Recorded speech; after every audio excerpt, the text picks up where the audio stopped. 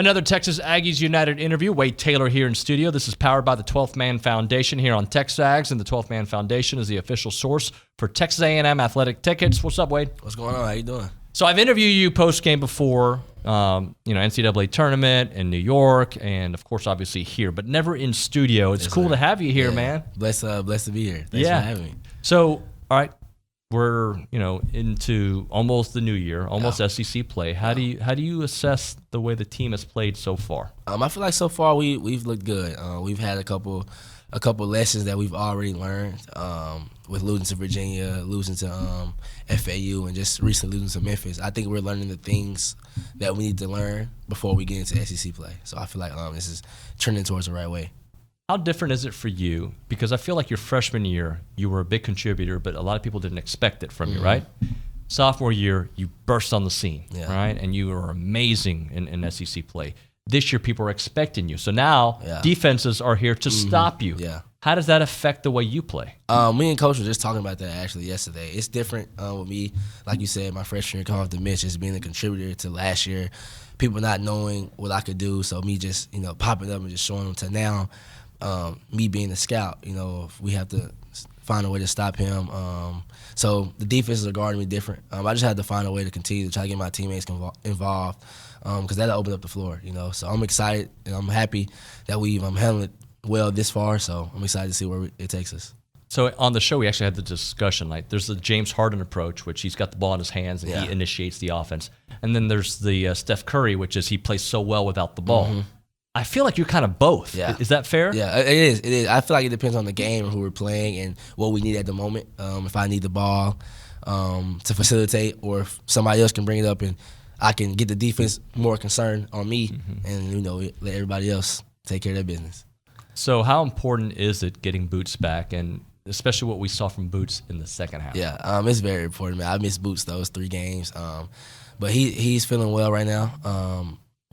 For him to be out so long and to come back and produce how he did is great to see. So I'm excited to see how this week goes and us heading into Houston. So it's good to have him back. It's a alpha dog that we needed. Without Boots there, people consider the offensive responsibility you have, but there's also an added defensive responsibility, right? Yeah, which for sure. kind of can affect your offense. Yeah, for sure. Because this is just another moment or another energy burst that you need, playing this hard on defense, this end, and having to facilitate and score on this end. It's just a lot, but those are the things that, we pray about. That's things that we work for. So just not having Boots there, just him being there talking us through it, that just shows how some other players stepped up when he wasn't in. Can you help me understand the inner dialogues you're having with your head, right? If your shooting is going south one day, shooters are going to shoot. Facts. Like, do you still if I got that shot, I'm taking it? Yeah, for sure, because I feel like once you stop shooting, you lose your confidence, and the team think that they've defeated you. But my teammates and my coaches, with everybody, if somebody's not shooting well, we're not shooting well as a team right now, to be honest. So we're just working every day, and we're just continuing to tell each other, like, our shots are going to fall. We keep doing what we need to do on the defensive end. We keep working hard that one day the shots are going to fall, but we can't be offensive sensitive. We can't shots not fall, and then we just stop playing hard. I feel like that's what we did Sunday. I talked to Coach about it, and I was the main person. I was in front of the line. Offensive game wasn't going right, so I didn't play as hard as I needed to be, but we would get that right. In those instances, how important is it to attack the rim, get fouled, and especially as good as a free throw shooter as you are, to get to the line? Yeah, it's very important because we still need to score points at the end of the day. And I feel like once you see the ball go in, who knows? But I feel like getting to the bonus first and shoot more free throws than the opponent can help you in the long run. A lot of times in basketball, they do the Batman-Robin comparison, right? You have MJ and Scotty as Batman and Robin. I feel like with this team, typically you're Batman, but like the roles can switch. You could be Robin one day and Boots is the guy. Henry can be the guy. Like, just talk a little bit about how you all are built in a way that certain people can take the mantle. I feel like that's what's so different about our team, We can have a different Batman any day. Henry, like you said, Boots, me. I mean, look at Manny. Manny had a great game last night. It's just different options that we have, and I just feel like whoever's on that night, we're gonna feed them. But if we're all on that night, it's going to be a long night for the team. So we're just continuing to work with each other, keep getting that, keep getting the chemistry that we've been having. So we'll be fine. athletically when Solo and Manny are on the floor at the same time? Can people And match up Andy. with that? And Andy. Yeah. I don't think so. Solo is just an energetic bunny. I think he's a fan favorite because he's definitely one of my favorites. Just having him on the court with his energy and just how hard he plays really helps us. Because a lot of the other teams don't know how to match that. So they just be like, oh, what's this guy doing? We already know what's going on because he does it in practice all the time. So I'm tremendously excited for Solo. Does it take a certain type of player and a mindset to play for Buzz Williams? Like you got to know what you're signing up for. Yeah, you definitely have to do your research because he just doesn't coach anybody, and he's just not anybody's coach. You know, he just can't go out and recruit and just, okay, I like him, let me get him. No, you have to like really recruit and dig deep about it. And once you get here, you see why he does that and why he is who he is. And I'm excited I decided to come here because I know I'm a Buzz guy, and he knows it too. So tell me, like, I feel like every time I talk to him, I feel like I want to go hoop, right? Yeah. Like he or be great at business or be great at church. And that's what it is. It's like when you're talking to him, it's not, man, I just want to go hoop. It's about, okay, I want to open this company. I want to take care of my family this way. I want to save this way. I want to do this. Like, it's just certain. He talks to you about things that's more important than basketball because he know one day the ball's gonna stop bouncing. But at the end of the day, he wants you to be great in whatever aspect you decide to do. So he's just a tremendous guy. Has he made you want to read books? Like he reads them all the time, right? Yeah. Okay, I read a little bit in high school, not as much, but now he has me reading a lot. He has me reading. I'm journaling, like all type of different things. That's just freeing my mind up from the outside world, and I appreciate him for that.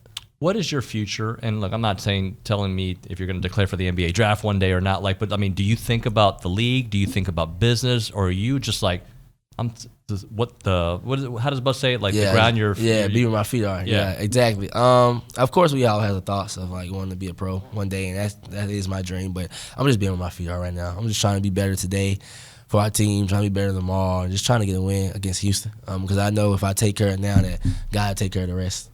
Well, I want to add to that because I think it's interesting. You look at some of the players that have played for Buzz, right? Q, he developed into a guy that could go in the league. Yeah.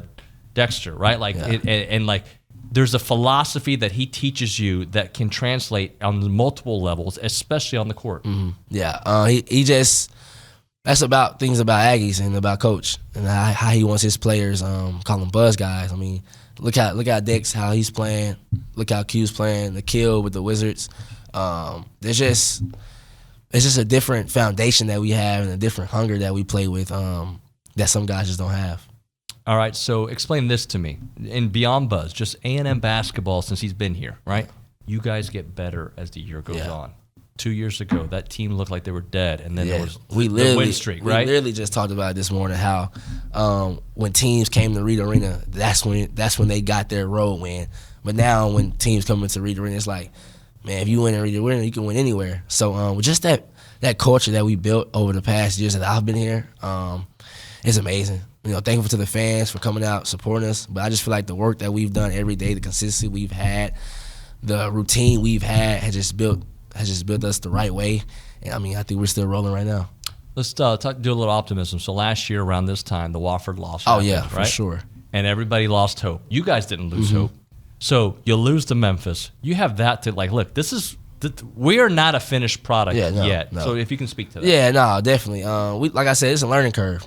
We needed that loss. Of course, it showed us it's not that we lost, it's how we lost. And I think that's a lesson in itself. So we're using that going into, like you said, the new year. We have three games left in non-conference, 3 big ones. You win those, you go into non-conference 10-3. So we're right where we want to be. We can't let this defeat us because we know we have bigger problems coming. If this is the biggest struggle we go through, then hey, we're fine. But we know it's a lot coming down the road, and we're excited for it. Do teammates call you 4? They do. Wade? Yeah, they call me 4. It depends on the day or the time. Yeah. Most everybody call me 4. All right. Well, 4. Thank you very much for coming in. Thank you for having me. Wade Taylor, the 4th.